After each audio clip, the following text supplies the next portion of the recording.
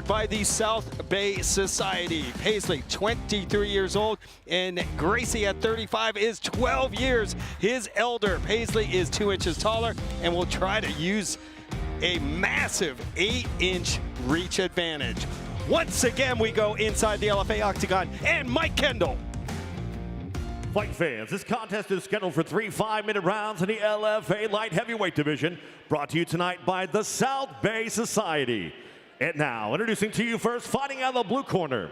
This mixed martial artist stands 6'2", weighing in 203 pounds tonight. He's making his professional debut. Training independently, fighting out of Los Angeles, California, hailing the Hitman Gracie.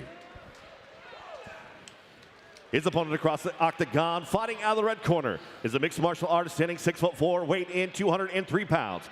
He holds a 1-0 record. That win coming by way of knockout. Representing Fighting Arts Academy, fighting out of Milford, Connecticut, Quentin Pasley. Your referee in charge of the action, Dan Mergliata.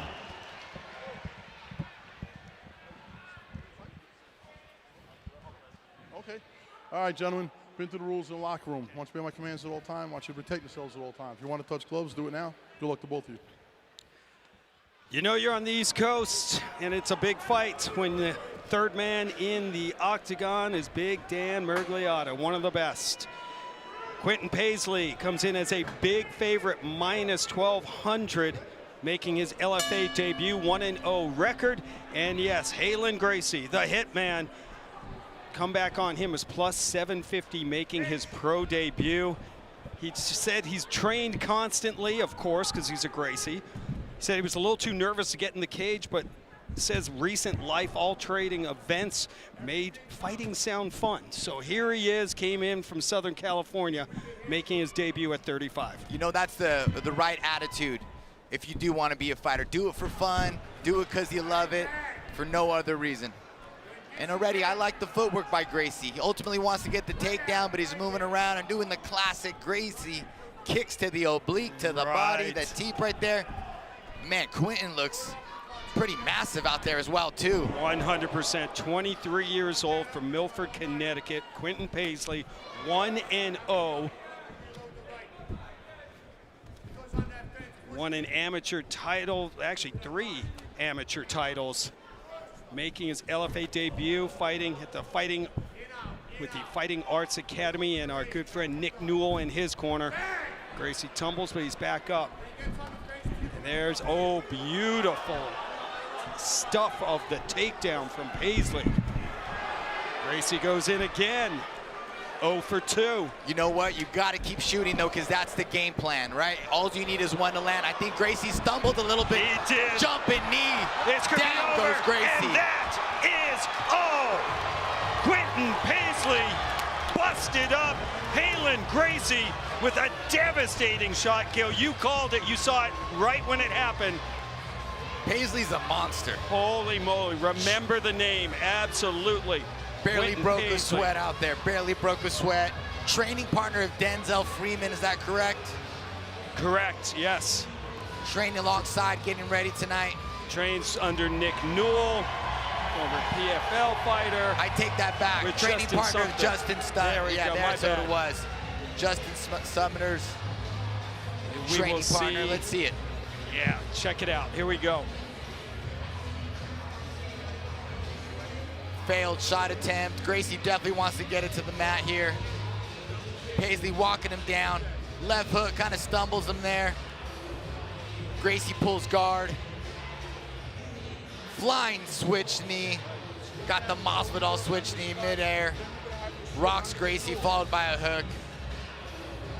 Pasley walks away. Man, he came in with a 100% finishing rate as a pro and amateur.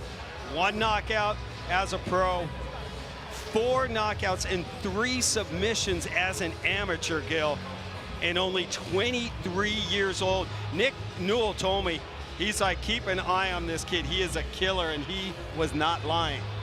Not lying indeed. The doctors are going to work on REYLAN GRACIE in front of us. The power, and it's good to see him get back up and on his stool. And kudos to Gracie for having the courage, taking on Pasley. Not many people say yes to a fight like that, and not many people with that last name. You know, that takes a lot of courage to go out there and take that risk. So shout out to Gracie, and a shout out to the whole Gracie familia for all they've done for the sport of mixed martial arts. 100%, I'm with you. Well said.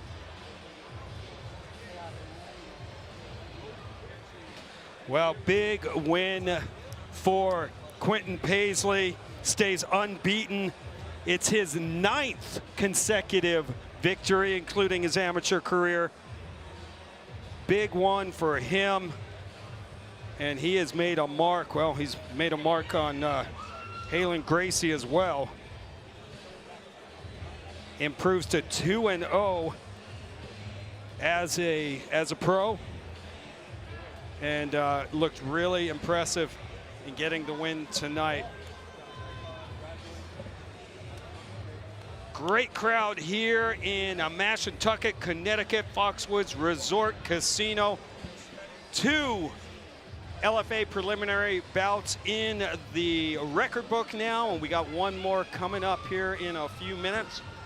If you haven't done so already, get over to UFCFightPass.com and sign up. UFC Fight Pass is your exclusive home of the LFA. Let's now get the official decision back inside Mike Kendall. Ladies and gentlemen, your referee, Dan Mergliana, calls a stop to this fight. 1 minute, 31 seconds of the very first round, declaring a winner by TKO, Quentin Pasley.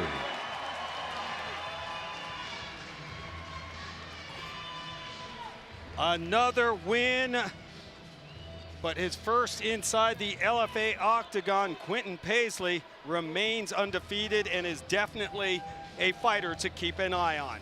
Well, we said the stars are out here in Connecticut at Foxwoods for sure. And a man who was just working hard in his brother's corner, former champ Aljamain Sterling is here. Champ, great to see you, my man. Thank you, guys. Thank you. Thank you. Absolutely. Thanks for having me.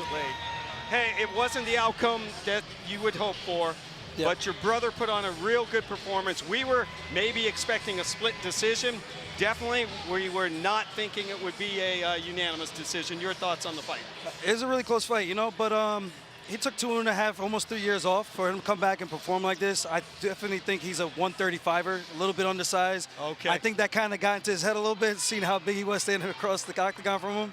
And he opened up in the 3rd round, which I was happy about. So sure did. That's really what it's about, you know, having such a long layoff, coming back and just having some fun and just go out there and just let it loose, man. Yeah. I agree. I thought he had a great 3rd round. I actually thought he won the 3rd round. I see you in this, you know, corner coaching. You know, is that something you like to do nowadays, giving back to the next generation, giving back to your brother? Is that what we can see more from you in the future? I hope so. I used to do a lot more cornering when I was living full-time in Long Island, but now I'm obviously living in Vegas, so I get a lot of guys that ask me to help them out. So at some point, that might be the natural transition, I guess. Yeah, you would do great. We heard you coaching them up, and man, not only were you motivated, but you also had some great advice. So we'll look to see the return of your brother, but I know fight fans are wondering when you will be back in the octagon. Give us a little tease. What can we expect coming up here, champ? There's a couple of names out there. I would love to fight Arnold Allen. I would have loved to fight Patricio Pitbull, but he's now fighting Yair Rodriguez. That was on the table, but it was a little too short notice for me. We'll see what opportunities arise, and I'm just waiting for a ranked opponent. I think the last one was really close. And I just think maybe 1-2 good more fights, and I could be right back there in title contention again. I agree. I'd love to see that matchup with you and Arnold Allen. How do you see that playing out? Bro, he's a man. He's not an easy out. People think I'm just gonna wrestle him to death. I'm like, dude, the guy can wrestle. He's pretty damn good. But if I want to fight a name, I want to fight a name that means something. A name that gets you a little bit nervous, gets you up in the morning to go do those workouts. That's a guy I want to fight. Hey, last question for Aljamain. You know, you just mentioned it. You're training now in Las Vegas, but New York and Long Island roots, and we were watching what just what the Sarah Longo MMA team is putting out, and just so many athletes now coming out of this area. It's really become. How about Connecticut too? You add in Glover and Alex Pereira. It's almost become a hotbed for MMA here in the Northeast. Yeah, I think the talent here is really just surged up. You find guys on this side of the country, and I just think the talent is just really, really deep. There's so much depth to the divisions. Everyone's growing. I remember, like I say now, if I were to have to start my career over on the regional circuit, man, good luck. You know what I mean? It's night and day from like when we started, you know? Absolutely. I'm like, man, I could get by with just my wrestling. Nowadays, all these guys are so good, and all the coaches, they're way more schooled, way more informed, and you can see that with the growth of MMA just all over the world. Absolutely. Well, we appreciate you taking the time. I know you want to catch some fights, so enjoy the rest of the evening, and welcome here at LFA 204.